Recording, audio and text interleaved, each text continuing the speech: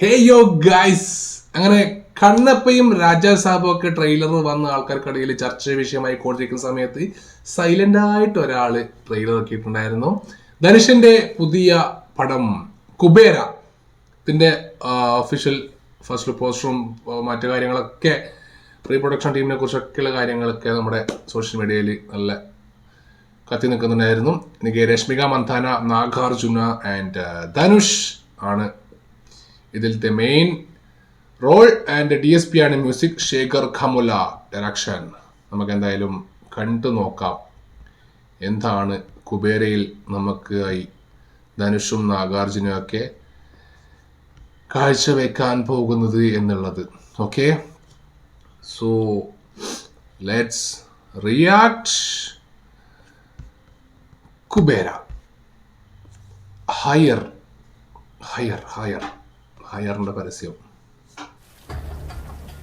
கோடி கோடி கோடினா எவ்வளோ சார்? കോടി കോടി എന്നൊക്കെ പറഞ്ഞ ഒരുപാട്. ഓയിലംഗത്ത് സാധാരണ വിഷയമല്ല. ആൾറ அரசாங்கத்தையே தூக்கி அடிச்சிட்டு புது அரசாங்கத்தை പുള്ളി ഫുൾ ടൈം തമിഴിലാട്ടാ. எனக்கு வேணும் சித்தப்பாஜி.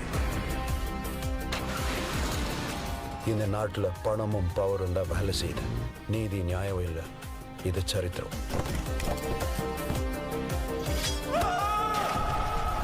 இவனை வச்சு வாயை திறந்தீங்க கொன்னே போட்டுருவேன்.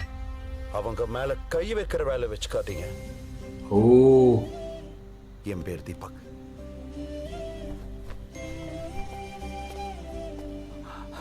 அம்மா அம்மா அம்மா அம்மா, எதுக்குடா என் பின்னால வந்து உயிரை வாங்குற? எனக்கு உங்களை தவிர யாரும் தெரியாது மேடம்.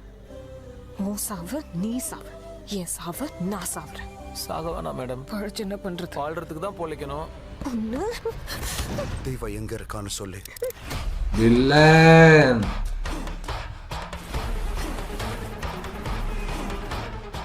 இந்த பிச்சைக்காரங்களுக்கெல்லாம் அட்ரஸ் எங்க இருக்கு?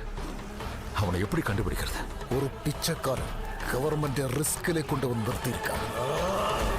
இறக்கம் காட்டுறது நல்லதுதான் தீபக்ஜி, ஆனா அது கொஞ்சம் கொஞ்சமா உங்களையே கொன்னுடும்.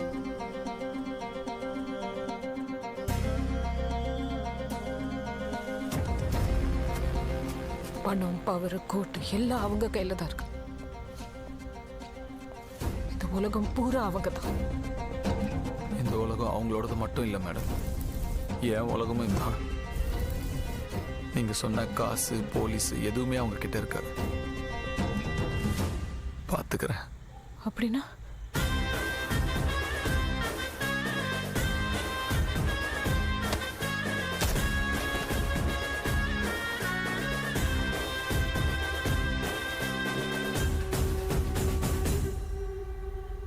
ഓ, 20th ജൂൺ. ഓക്കേ.